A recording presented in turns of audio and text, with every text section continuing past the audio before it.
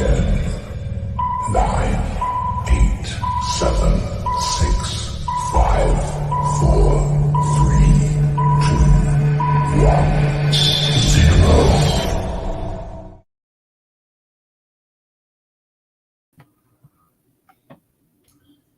0. Baby, coming.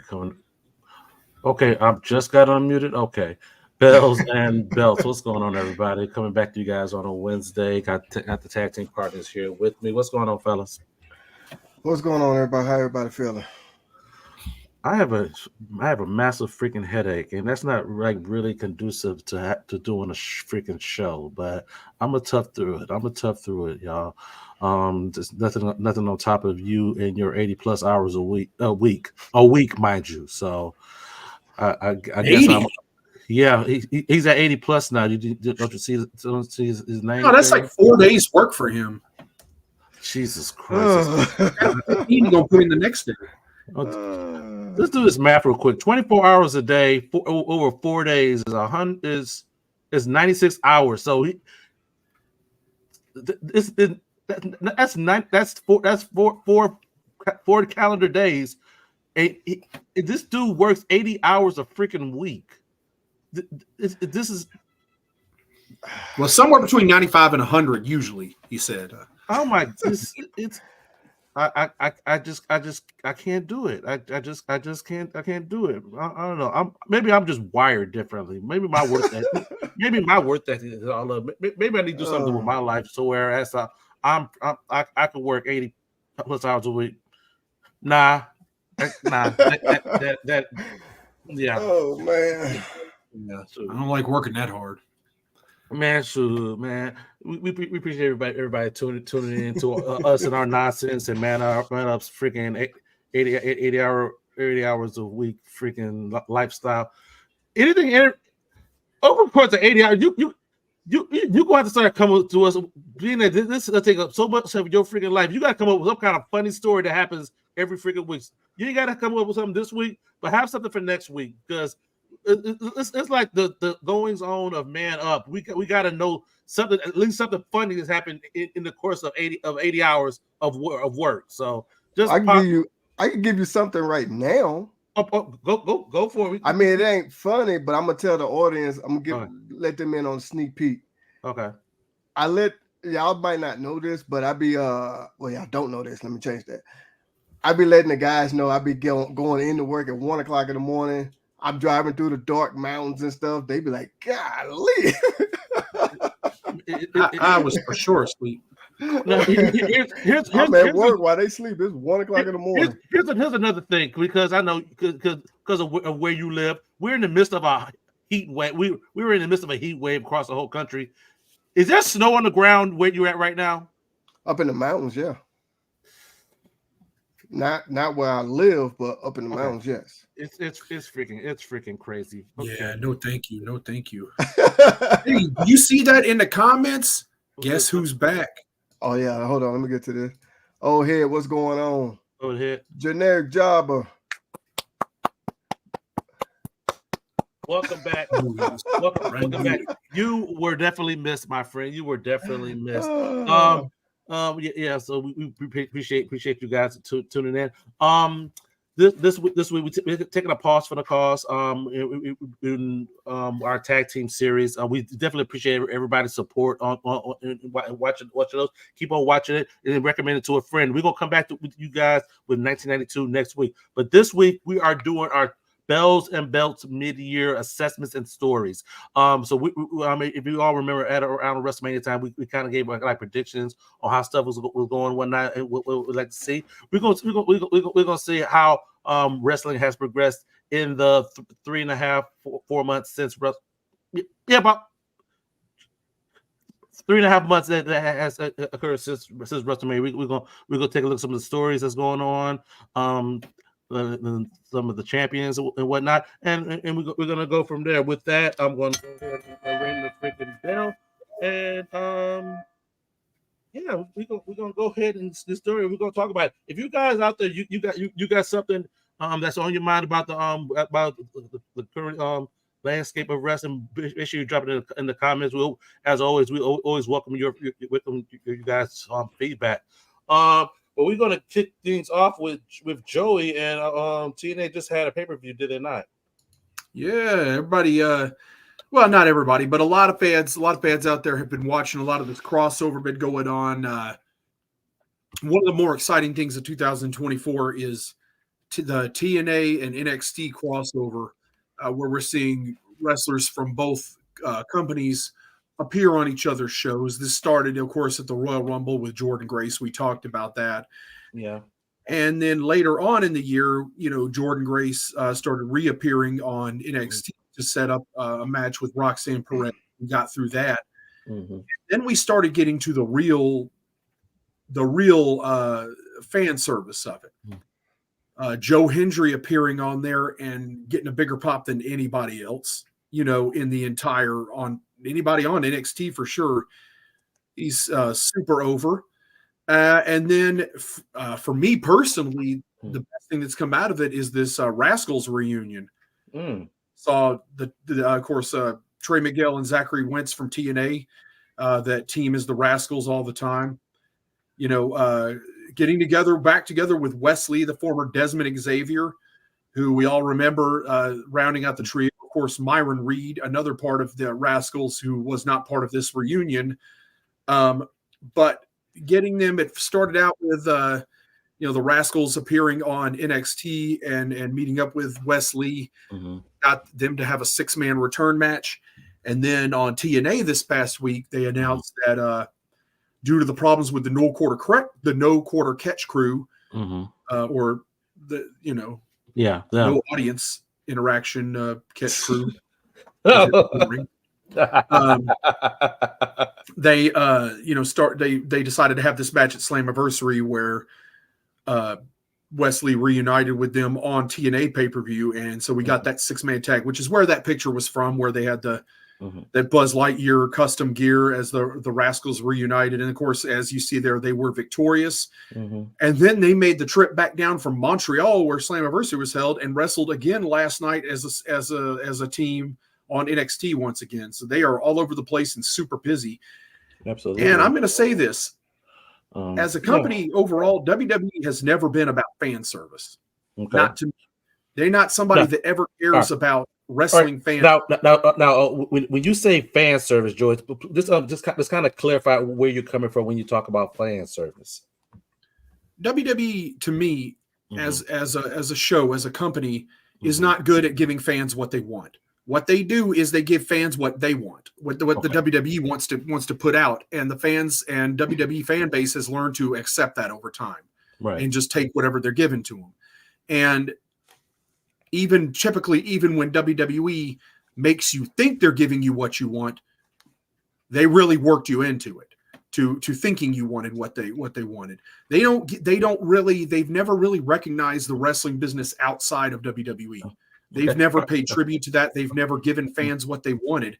And just stuff like, the Rascals reuniting, that's just so far out of left field for WWE or even NXT to do. I'm gonna put a pin. Let's like backtrack that a little bit. When you talk about fan service, in which they work them, where they think they're giving fan service, but they're actually not whatnot. Isn't that?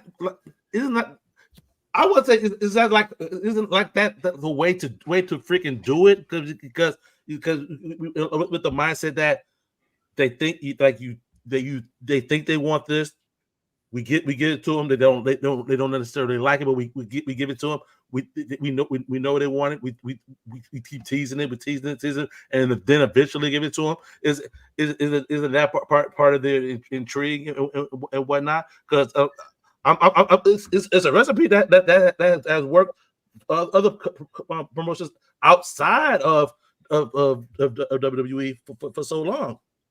What do you mean? I mean, like for instance, the years of shoving Roman Reigns down people's throat as a babyface until they realized that was not where the money was with him, and they turned him heel. And they finally did that. But the point is they did it. They've done it with a lot of guys, and they've done it to the point where If usually if they make up their mind that somebody's going to be this type of character or they're going to do this and that, then they stay with it and they don't veer. In this case, what I'm referring to as also is the WWE has never been one to recognize wrestling outside of the WWE. Absolutely. They just don't do it. Right. Except over the years where, examples of wrestling have become more popular than what WWE has produced in terms of, for instance, the Bullet Club, where they've tried time and time again to recreate that in WWE, and they failed every time to recreate that because it wasn't their creative. It wasn't their property, and they were unable to recreate that. And that was like the only time they ever kind of nodded to something outside of the wrestling business. Now, by acknowledging groups like the Rascals that were super hot before they ever, before Wesley and Zachary Wentz, when he was there, ever got to NXT, they're kind of recognizing this wrestling world outside of WWE and what it brings to the table. Exactly. And so to me, that is very out of left field for WWE. You can't really think of a time back in their history outside of the, outside of the territory days where they've let something outside come in. Outsiders come in in the 80s. They've said there was folks who did tours they did individual tours to like Japan or something like that. But it still wasn't something like they recognized on TV. Whatnot. It was just something that we learned that this freaking happened. Man up, from your perspective, being that fan, what's your take on this interpromotional work that WWE is doing right now with TNA?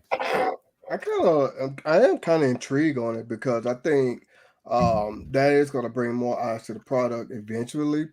Probably not right away. Maybe it depends on how they do it because they are also trying to do something with is either New Japan or All Japan, one of the two, or maybe both. Neither one. It's for us and Noah. Yeah. For us and Noah. Thank you. I had that wrong. No worries. And just let's caveat on that. Joey, it was they said AJ Styles over to Noah. What was it? Yeah. For us and Noah. My bad. Well, they did that. They did that. Last year with Shinsuke Nakamura going over there too to have that match with the Great Muta. Right. It's clear retirement match. Yeah. Yeah, but I mean, it's clear. It makes you wonder what the point is of it because I guess I don't know if they're doing it. They also let Io Sky go over to that new women's promotion over there and have a match. Marigold. Yeah. So she got to go back over to Japan and have a match over there. And I don't know if what the motive is there for that. I don't know. Well, I don't know what. I know. Like this week, like they have like 3 shows in Japan this week, so they're over there now. Right. They also let what's her name, Shayna Baszler, I think it is. She just went to a bare knuckle fighting or something like that. She did a blood sport, which Bloodsport. Thank you. That was Mania weekend. Yeah, so I kind of like it a little bit because it kind of like giving you a different version, putting different perspective on things. What I mean by that is like, okay, outside the WWE talent, other people might come, and you might like we said, Joe Hendry might come. I can't think of the lady name already. I forgot her name. Golly, but yeah, other people might come, and you might want to see Joe Hendry versus Randy Orton. I'm just throwing something. Joe Hendry actually has challenged John Cena now. Oh, okay. He wants to be one of his that's what I'm saying. But see, that's what I'm saying right there. You might want to see something new. So, that's why I said that. I think that's going to work for everybody in the long run. Yeah, and it's good. I truly think it's good. It's good to see because there was a proverbial WWE bubble that former heads were stuck in, like nothing else exists outside of this freaking bubble, and like they're trying to shatter that bubble, and it having these having these relationships with other companies, and I truly think it's good. It's freaking good. So yeah, I think so. Absolutely. TNA. Let's see what somebody's TNA telling has us become before pretty we hot in 2024. Absolutely. continue. TNA is definitely hot. What was it? They had a record crowd this past Sunday there, Joey. Yeah, the biggest live crowd they've had in 10 years, which is saying something for the direction of the company. A lot of people, when they heard Scott D'Amore was no longer the president of the company, kind of frowned upon that. But the proof's in the pudding, and something is going right for TNA in this with the new leadership. So you can say what you want to about being sentimental about D'Amore leaving, but you can't deny the progress of the company. And 4,000 fans at a pay-per-view may not sound like a big crowd to some people, but when you look at the crowds last year were 1,500, maybe up to like 2,000 at these pay-per-views. It's pretty substantial growth. And they really put on a hell of a pay-per-view. They had Montreal, being in Montreal, they had the benefit of PCO being a local guy they knew. You had Speedball Mike Bailey, who was also from Montreal, that really was able to heat up the crowd. And then you had, again, Joe Hendry and Jordan Grace, who people been seeing in this crossover, also, bringing eyes to the pay-per-view as well by appearing on other shows and getting people interested in coming over and giving a shot. And there's the proof, that big things. And then come to talk about that too, Slammiversary finished with a new world champion in TNA, and that's an interesting thing too. Nick Nemeth winning the 6-man elimination match, capturing the TNA World Championship. And Nemeth's story started at the beginning of 2024 in TNA. And it's some of the best creative I've seen in professional wrestling this year. They could have done the crappy thing and just threw him right as the champion. But he had a lot of trials and tribulations with this, a lot of storylines. He lost to Moose one-on-one for the championship. Then the following week on TV, he lost to Eddie Edwards one-on-one. So already there, if you think about it, it's really good booking because Nick Nemeth's got some built-in opponents right out the gate. He's got Eddie Edwards, who's pinned him, who may be a potential challenger right out the gate for the World Championship. You've got Josh Alexander turning heel during that match. Yeah, what was that? What was that about? I saw that. He turned heel on Joe Hendry, which is the guy to do it right now.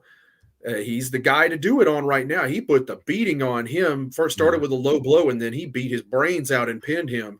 Wow. So Alexander's already one of the top guys there, but now it puts him in that challenger seat with Nick Nemeth also being a heel there. So you got a lot of exciting things happening there. There you go. But I was Mustafa Ali, since leaving WWE himself, had not lost a single match, and it kind of meant something. And you see where this went now, that almost year that he had been gone from the company and he hadn't lost a match. And then they had this big match with Mike Bailey in Montreal where Bailey caused him to submit to the sharpshooter. And it was also Earl Hebner's night to redeem himself in Montreal, where Mustafa Ali thought that he had Earl Hebner in his back pocket, and it backfired on him. Hebner called it right down the middle, and Speedball left with the X Division title. That was good stuff. Another title change there, the ABC winning the World Tag Team titles off of the system, Eddie Edwards and Brian Myers there. So a lot of exciting things happened there. And then, again, to get it right back into it, where the Rascals were right back on NXT TV, we can see that this is not over. Absolutely. Just wanted to caveat. We saw Generic Jarvis. Generic Jarvis. I see your comment. We're gonna come back to that. But Joe, you was talking about Joe Hendry and that you were talking about that crossover appeal. I keep on saying his freaking name. That appeal I found is like it's more than just in wrestling. I found this quick clip. Let me share this real quick. I believe. Hey, you want to hear my new thing? And I found out it's just in my head. Can I say it? You ready? Yeah. Say his name and he appears. I believe in Joe Hendry. Hopefully, it goes on everybody's algorithm now. Please.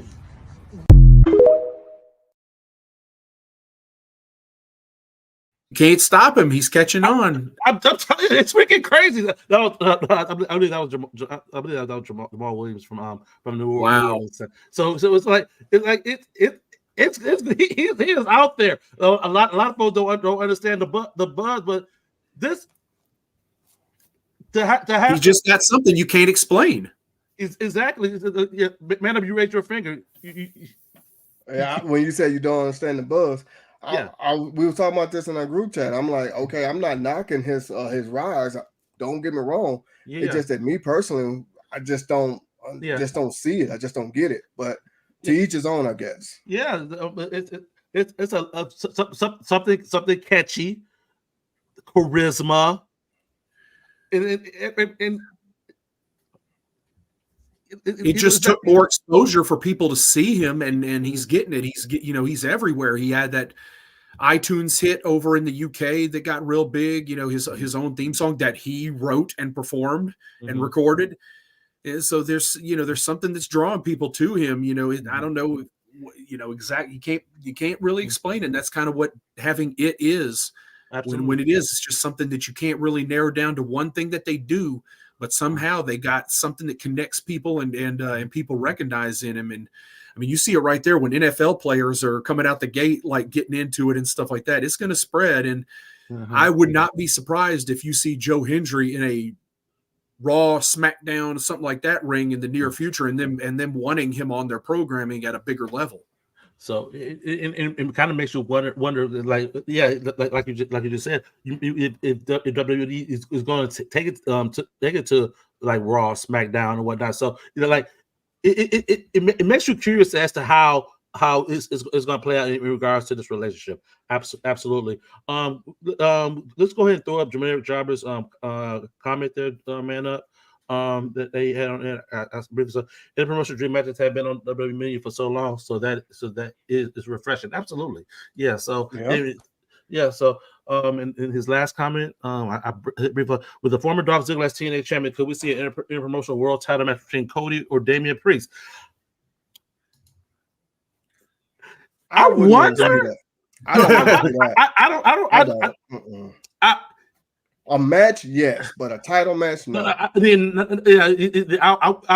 would, nothing to say like unify on the title or whatnot. And if it does, it may end up in a schmoz, where it's like it'll be a DQ or some time limit or something like that. I don't even see that happening, honestly.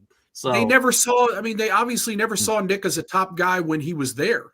In the 19 years he was employed with WWE, they never saw him obviously as a main event top guy. They never did. Because even when he finally did win the world championship, he barely won it with Money in the Bank, and then he lost it back like a month later or less. So they never really saw Nick as a top guy. So I don't see why they'd want to bring him back in. And Nick, you got to also think is 43 years old. He's starting to, I don't think, after 19 years in the WWE, do you think Nick Nemeth really wants to go back to WWE right now, where he's the AAA Mega Champion right now, the TNA World Champion? He's having a great run outside of there. Why would you want to go back there and go put somebody else? You know what he would do? He would go on their TV show and put their World Champion over, because that's all they ever saw him doing anyway. Exactly. So what's the point of him? What's the point of him doing that? Now, I will say this. I think I don't think they ever saw anything. I don't think they ever saw anything great out of Mustafa Ali either in WWE. And I think he's showing a lot of people he's got a lot more than they let him show. And you also got to remember this though. He was, before he got injured, and Kofi became champion. He was supposed to have that spot, but he got injured. Yeah, but even if he was in that spot, I don't think they saw him as that guy to even go Mustafa there. Ali was going to get a shot at the WWE championship. I think it was like an elimination chamber or something like that.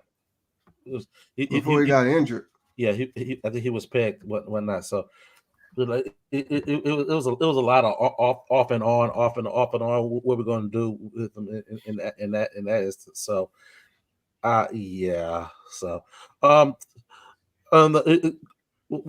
I didn't see the comment there. I got you. You got me. It's on $1 million. Maybe Dolph could get some kind of positive rub with this current team WWE interaction. And here's the thing about that. It's all well and good. What not? In regards to interaction and whatnot. When you start getting into champions and so whatnot, that track record is not looking good. Case in point, they said they're knockouts champion to NXT to go against their NXT champion. What happened? So then, like right. that track record is not freaking there. So it's definitely not an avenue I really see. In regard like involving the champions in a perfect world, that would freaking amazing and whatnot. But it's like, do you expose your champions like that? You know, I don't understand what he means by Nick getting a rub by going on WWE programming. Everybody in WWE fans know who the hell he is. Yeah. Like he has nothing to gain by appearing on WWE television. The WWE fan base knows exactly who Nick Nemeth, Dolph Ziggler is. Like unless he just nothing to prove there. Unless he just come back to say, "Hey, look at what I got. Look at what it's like." But it's like, man, I don't think it's going to mean anything though. Yeah, to them because I don't think that would mean anything to do. And you know, like that's the last thing I think would help TNA was send their world champion on WWE programming to lose to somebody in the WWE. Like that's not going to help them. They need to have their championships revered and looked at as prestigious. They don't need to have them look as, you know, secondary to something else. That's not what they need to do. They've done a good job of that. They have the best thing they can do is keep the world championship out of that altogether and to keep it strong and big, especially since, I mean, I see what they tried to do with Jordynne Grace and make it, you know, like she got kind of screwed losing it, but I don't really think that came across how they expected it to. It was still like the bottom line. The bottom line was that she's still I like this one. I see what he's saying right here. Okay, okay. In elevating the TNA ring is what I'm suggesting. Getting a positive rub for Nemeth. You mean TNA getting the rub from having Nemeth as the champion? Or is that what you mean? I think that's what it is. I think that's what he's saying. Him as a champion, getting a rub on WWE TV, possibly beating someone and whatnot. But I think he kind of got. I mean, I think he was pretty buried on the way out anyway, leaving there. I could possibly see something like that if Moose was maybe the champion and they bring Moose in, Moose come in and beat someone on WWE TV, maybe. Yeah.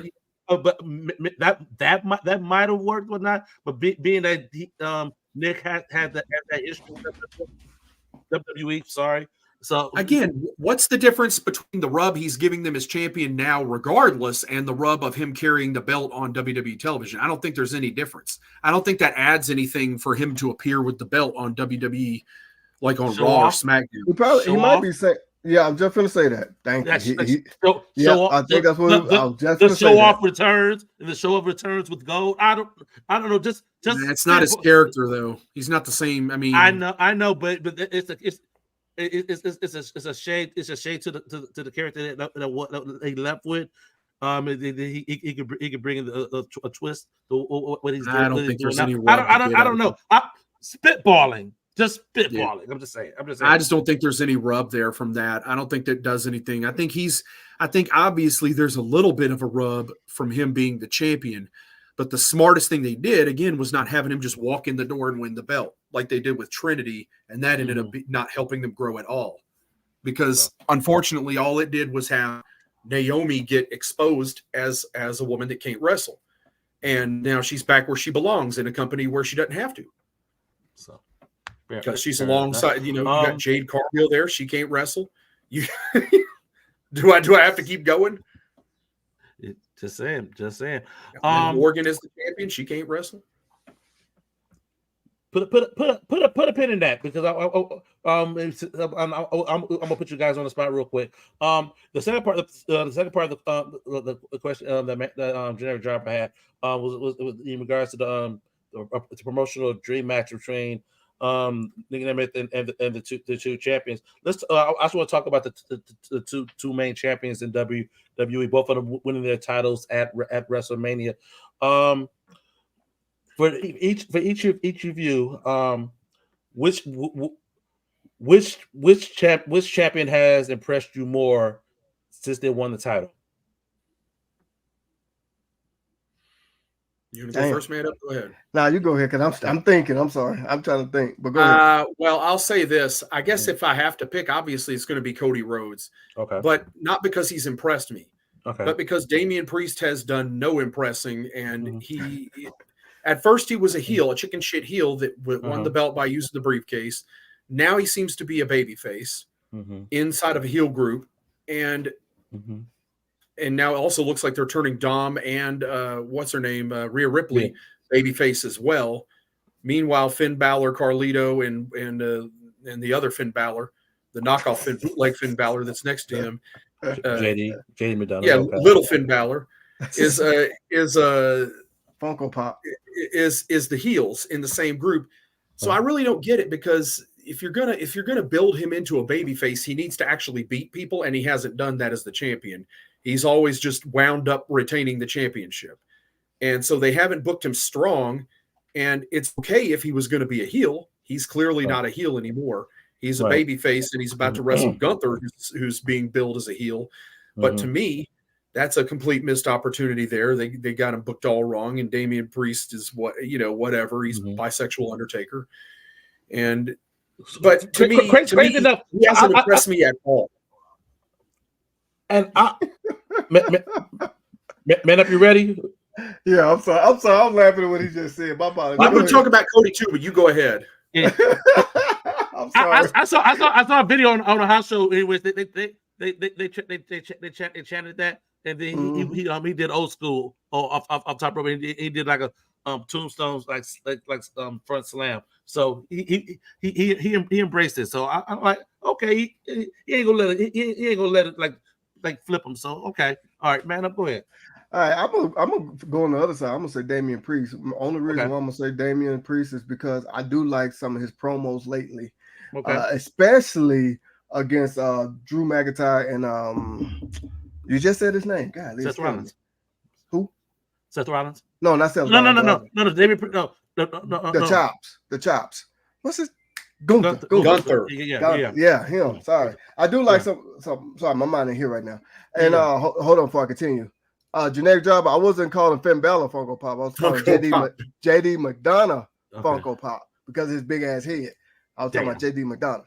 But anyway, like a Dollar Tree Finn Balor. But yeah, I kind of lost my thought. But yeah, I like his promos against them because I think his promo work has gotten a lot better since those two.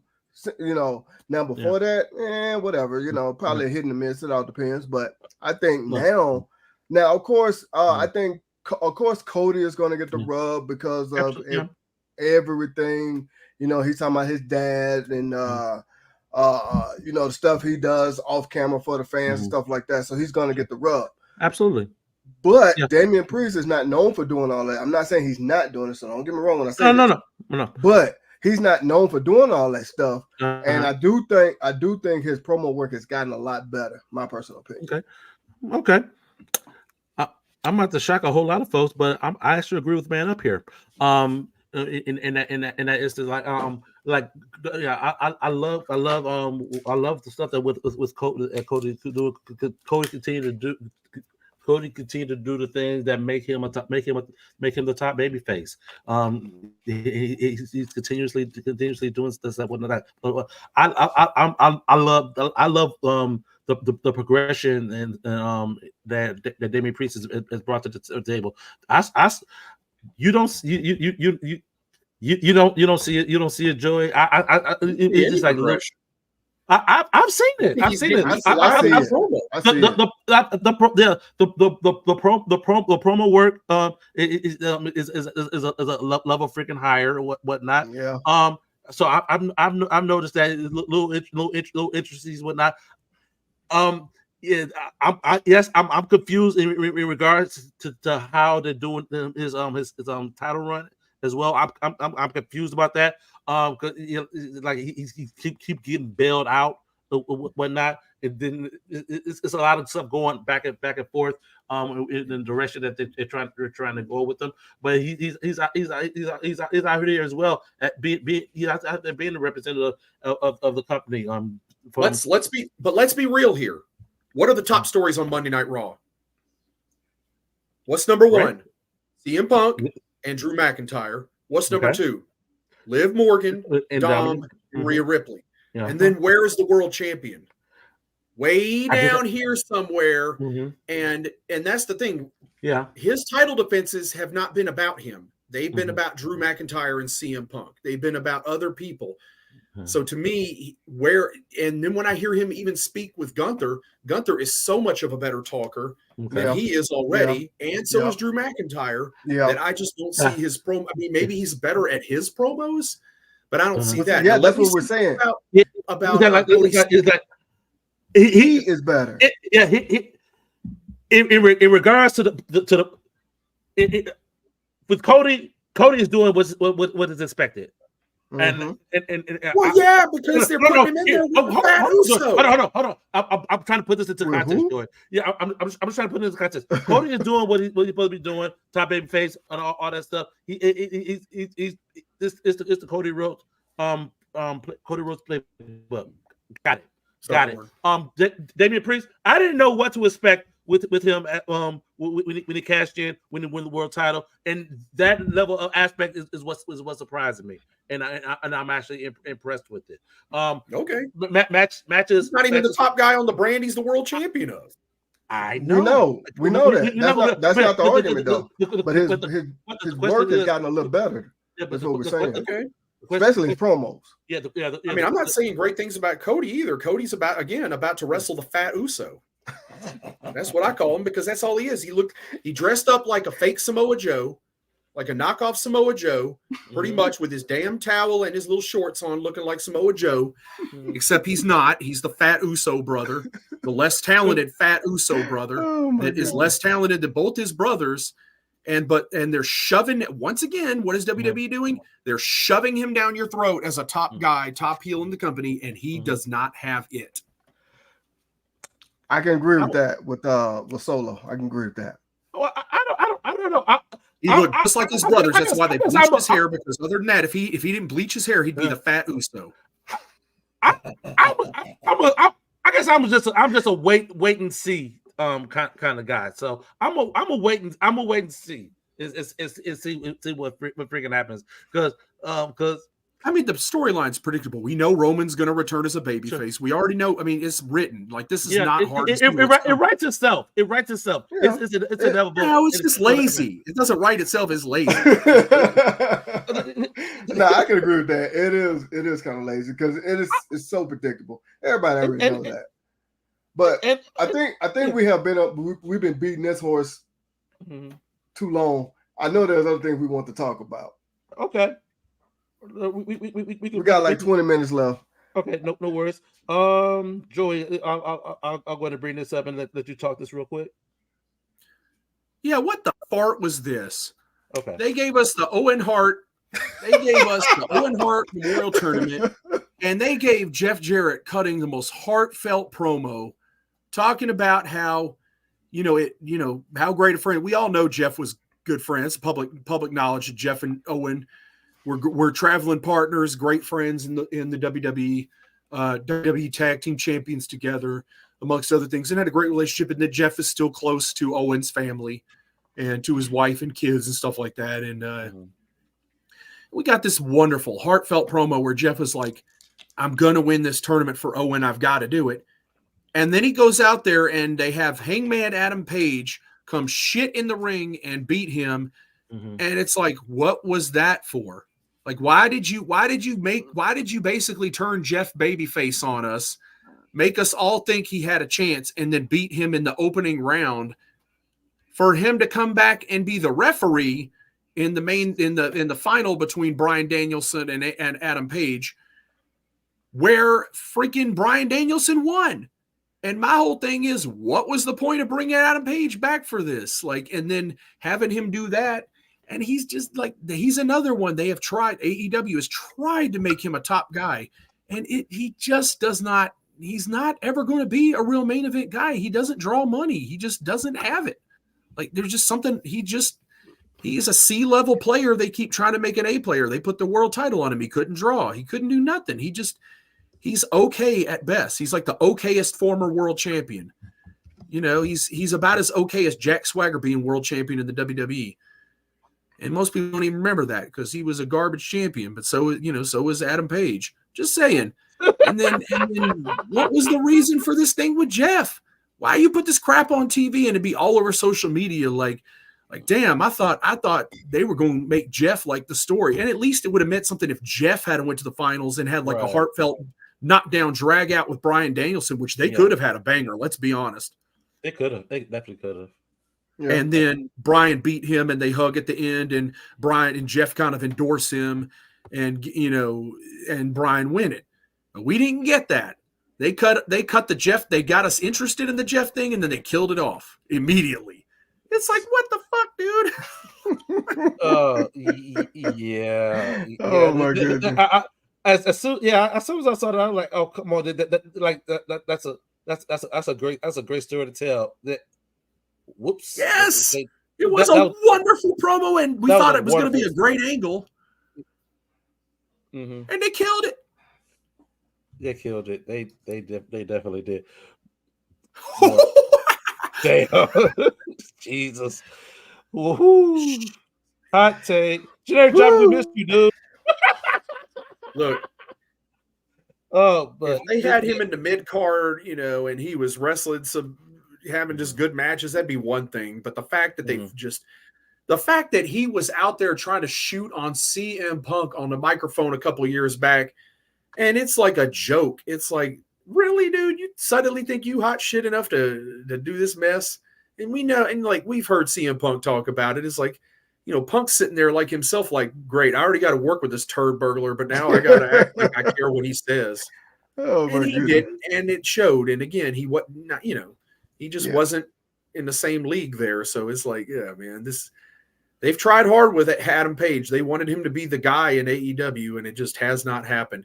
All it did was, good on him for helping Swerve Strickland become a star, but he didn't become a star. I don't know. Look, well, they're having a match tonight. Their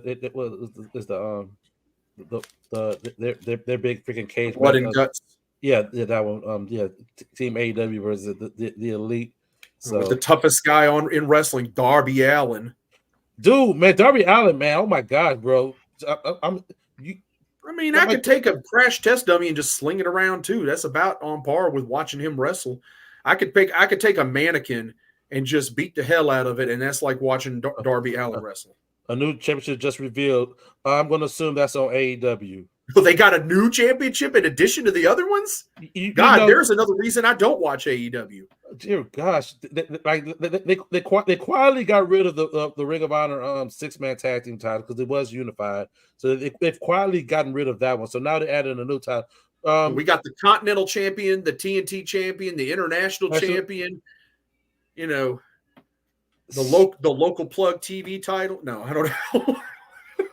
What's the new championship? Because we're bells and belts and everything in between. What's going to be the next belt that's going to be made? Sounds like a short to me tomorrow. I'll get on that right away tomorrow when I see this piece of crap come out. He already knows it's going to be a piece of crap. Yeah. Oh my God! Are you kidding me? The AEW American Champ. So the Continental title wasn't enough. Hold on, guys. Hold on.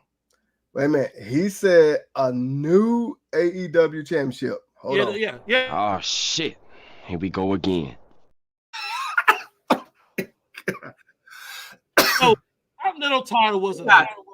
The international title wasn't enough. We got TV titles. Not AEW American title. It actually replaced the international title. Why? All right, so is it hold on as well? I mean, so now. Oh shit! Here we go again. So this is the third iteration of this, but so they went from All Atlantic to international. So now we're not international anymore. We're just American.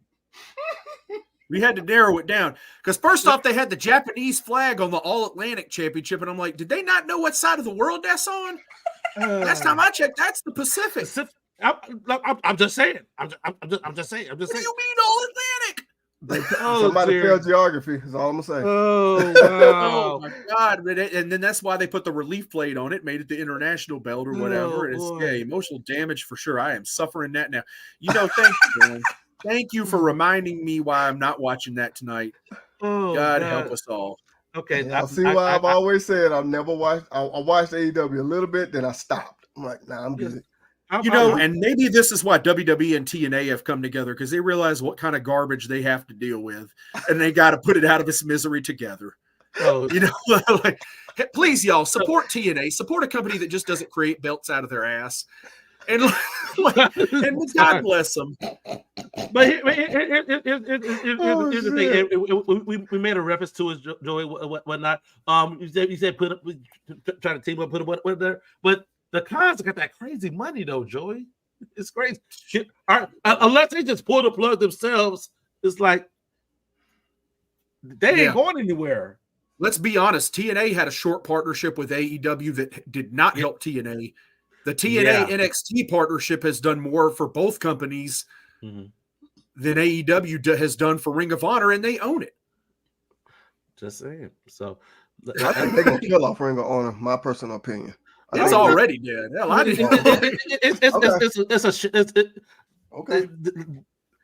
I think I saw. I think they're trying to do some kind of life into it. They got Mark Briscoe going against Kenny Omega, who's like I thought he's wrestling Roderick Strong next. I don't know. I'm supposed to be the number one contender. I don't know. Well, maybe it was some fantasy type stuff, man. But I saw a graphic today that said Mark Briscoe and Kenny Omega. I thought Kenny Omega's still out, but anyway, regardless of that fact, it's like my apologies on that. If it's all good. If that was wrong. So this is what I'm saying. TNA has hired, but they've there's a reason the Hardys left AEW and came to TNA. There's a reason because AEW hired them and did nothing with them, and at least TNA can use them and is utilizing them and treating them like the stars that they are, and giving them a place and not working them to death and not putting them in date, putting the Hardys in the ring with people that aren't going to hurt them. And it's rumored that they're going to be appearing at SummerSlam. Rumored now. I haven't seen that rumor. Yeah. But I mean, I guess it could happen. I don't think they're under contract to TNA anyway, but again, TNA has hired smart people. They haven't hired up every WWE cast off. They have strategically picked up people like another Nick thing Nemeth. I was saying. That was another Nick Nemeth thing. had a lot of gas left in the tank, and we've seen that he has been a plus for TNA. Mustafa Ali has worked his butt off in TNA. He's been a plus for them. They got the Hardys. The Hardys are back there doing the broken stuff and having fun with their careers and not, and Jeff don't look like he's about to die out there now. Thank goodness. He's being carefully used, to his strengths, which is the way you have to use the Hardys at 50, when they're close to 50. Well, Matt is 50, I think, and Jeff's not a couple years younger. So, at that age, you got to use those guys carefully and use them to their strengths and hide their weaknesses. Absolutely. Because, they still have something to offer. They bring a lot of eyes and star power back to TNA. But you can't have them out there embarrassing themselves like AEW did, like having Jeff get potatoed out there all the time and look like a crash test dummy himself out there. Then TNA ain't using him that way. They know how to utilize him, and they're keeping him and Matt in tag matches right now, which is smart with Jeff. So he can get his spots in and stuff like that, but not get beaten to death. And, and again, a lot more talent. They brought Zaya Brookside in. That's an untapped talent that had a lot of potential. We're getting to see some more of that potential now on TNA. That she, we got Trent Seven over there. That's another guy that's got a reputation about him from the Indies and everywhere else. He's got a lot to offer. So they picked up the right talent. They didn't hire up every WWE cast off that they cherry picked the ones that could really help them grow, and it's clearly worked. So that's what I'm saying. Get off that AEW train, people, and give TNA a chance. Absolutely. All right, we got about 10 minutes left. We didn't talk about one guy that just returned to the independents, appeared at GCW after leaving WWE, and that's Raj Desi. Yes, aka the former Jinder Mahal. Yeah, so yeah, I saw that. So and I before he came on, I saw that he had some dates lined up or whatnot. But that's definitely getting out there. And if you're gonna make a debut, that GCW is seen to be like a pretty damn good launcher pad and he looks great. He's shredded. He's still in shape. He looked like $1 million coming out there. He attacked. I know he's attacked Effie on GCW and beat his brains. But I don't know what it was. It's like they made him WWE champion and then they just flat out gave up on him. And I think he had a lot. I think you may not have had to have him be the WWE champion again, but I think Jinder had a lot more to offer than what they let him bring to the table after that run. And he had a pretty lengthy title reign as WWE champion. And I thought, it's not like he was just out there stinking up the ring or something. No. He wasn't bad. It's like, but after that, they just gave up on him completely for years. And I think now, if the right people scoop him up, and that's one thing, I wonder if he might end up in TNA himself. And I think that'd be a great place for Raj Desi to end up, and possibly like Nick Nemeth, be another guy that could have a run at the top there for sure, and have a lot to offer. Yeah, I like the name of his tour, the Unhindered Tour. No longer hindered. Nope, he's not hindered no more. You can't hinder the gender. Absolutely. All right, Joey. Let's talk about this last reportedly person who has signed with WWE. We're talking about. Get up there. There we go. Hikuleo from New Japan. Yet another for the bloodline. Yeah, another Tongan for the Fat Uso bloodline. Man up! Hey, man up! There is so many more that has been rumored as to coming. There, it's into it. So it's gonna be overran, sir. You might as well go ahead. You might as well seriously. How many more people they gonna bring in, dude? They're gonna bring the kids. They're gonna bring the dogs. Everything is coming. Well, they already call him one of them a Samoan wild werewolf or whatever. So that's always been his nickname. Yeah, that always been. Big Fatu has always been the Samoan werewolf. That's was his nickname in MLW for years. How many versions was there of the NWO? That's what it seemed like they finna go do right here. Oh my God, we not there yet, but we on the way. No. That's what I'm saying. That's what it looked like they finna get ready to do. Hikuleo, let me talk about him. 7 foot tall Tongan, little brother to Tongaloa and Tama Tonga. Here's the thing about him. He does not need to go to the main roster. Guys like the God and Jacob Fatu, those guys didn't need time in NXT. Those guys were ready already. They were already made guys on that, from other companies that were already stars outside.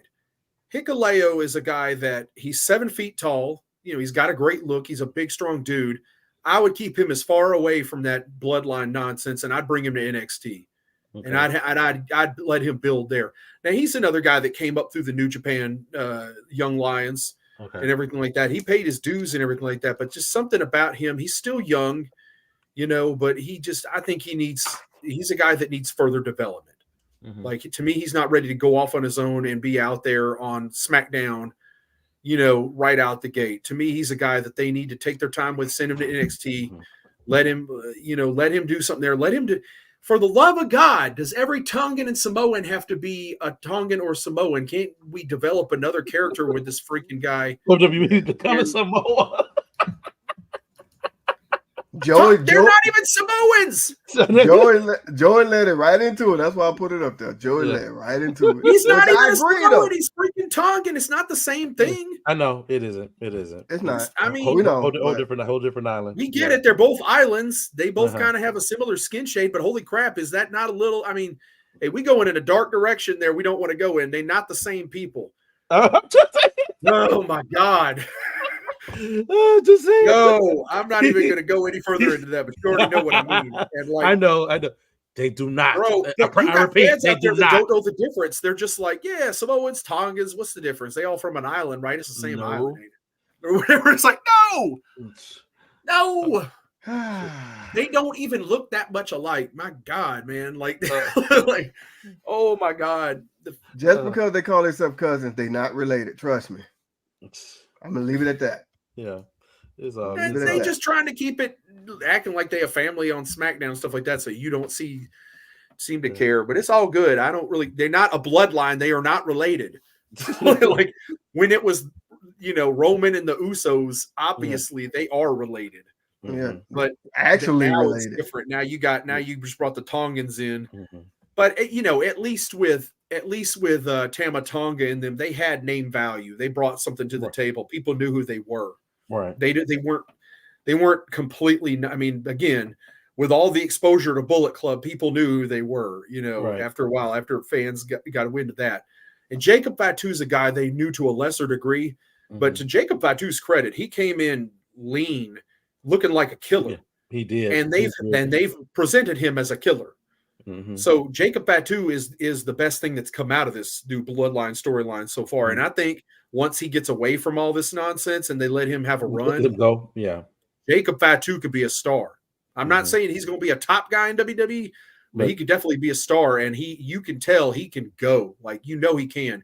That dude does moonsaults. That dude does all kind of crazy stuff. So he's so athletic, and again, he lost some weight before he came in. He looks muscular. He looks good. And it's like when Jacob Fatu breaks away from that, I really think he's more promising than Solo Sikoa. Okay. All right, guys, let's go ahead and put a bow on this real quick. 2000.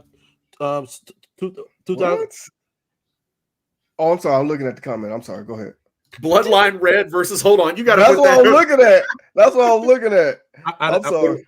Red and Black Bloodline versus Black. I told you, just like there was so many versions of NWO, that seemed like what they finna do. I mean, are they not doing the Red and Black Bloodline right now? It's like the Wolf Pack. See? Y'all see what I'm talking about. I mean, you're not wrong. You're not wrong. So it's coming. It's coming. All right. Real quick, put you guys on the spot. To put a roll on the half year. The half year for 2024. Who would y'all say right now at this point in 2024 is having the best year right now? Joy. I mean, I'm gonna say TNA just for the growth. Okay. For the expansion and the growth and where they've come. I actually mean, I'm not saying WWE's having a bad year. WWE's having the year we knew they would anyway, and they're expected to do well. But for me, TNA, the come up, the how they're doing the crossover with NXT. So I'm gonna give NXT and WWE the credit on that too, because it's just as much on them as it is. I think TNA is winning the most right now. I actually meant like what talent actually. What talent is having the best year? Yeah. Go ahead. Oh, geez, out of all of professional wrestling. Yeah, like who's like standing out to you right now? All right, why you think on it? Why you think on it? I'll go ahead and say Swerve Strickland. It was like the inevitable of him winning the title. But I still haven't seen like that definitive feud yet. As champion, maybe that's to come. Or maybe that's something that they're gonna do in Wembley, whatnot. But him win the world championship. I think he's on a pretty good trajectory, and hopefully the second half of the year we'll see what happens. I think he's been completely misbooked. I think him and Ospreay should have been Wembley. Yeah, absolutely. Why did you waste that match? Instead, we're probably going to get Ospreay against MJF again at Wembley, and it's like, okay.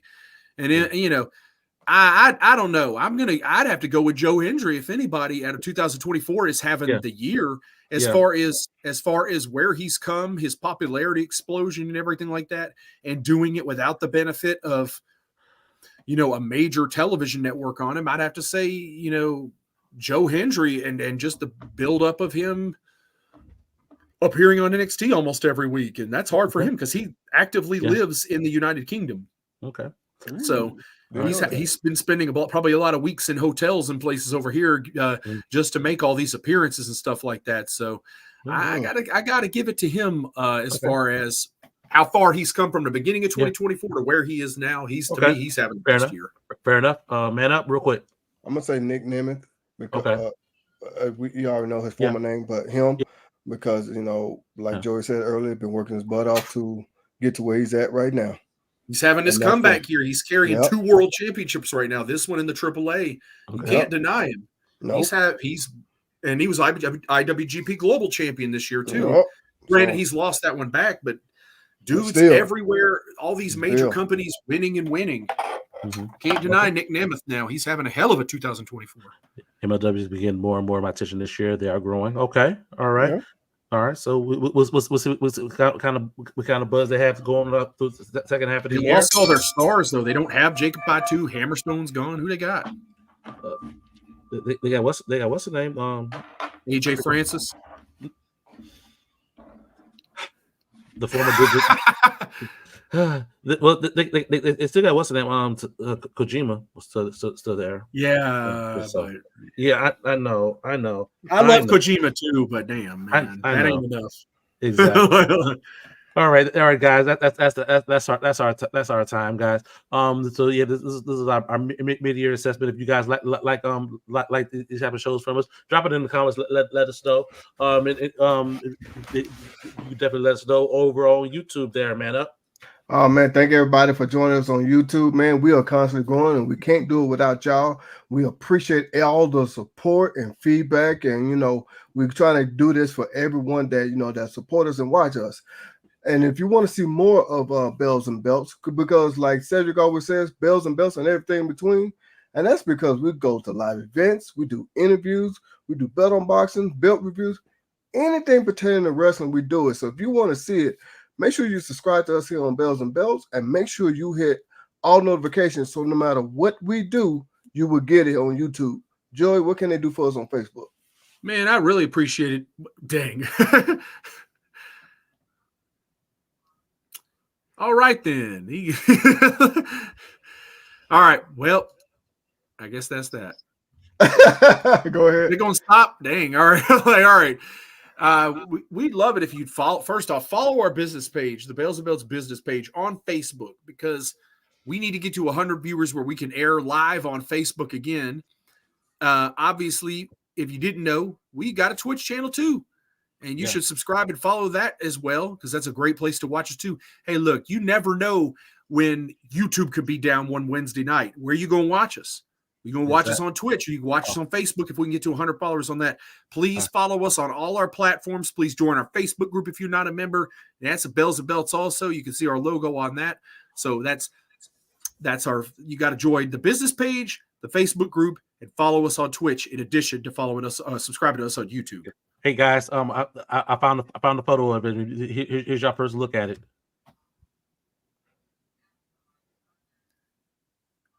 Oh boy. What? They literally did the same design and just blinged it out with red, white, and blue. It kind of looked like a ghetto version. No. Let me shut up. I'm gonna say something. With that being said, for Joey, I'm your boy Cedric D. We will say to you guys, hey guys, 1992 tag teams next week. We will see you guys here next week here on Bells and Belts. I'm sorry.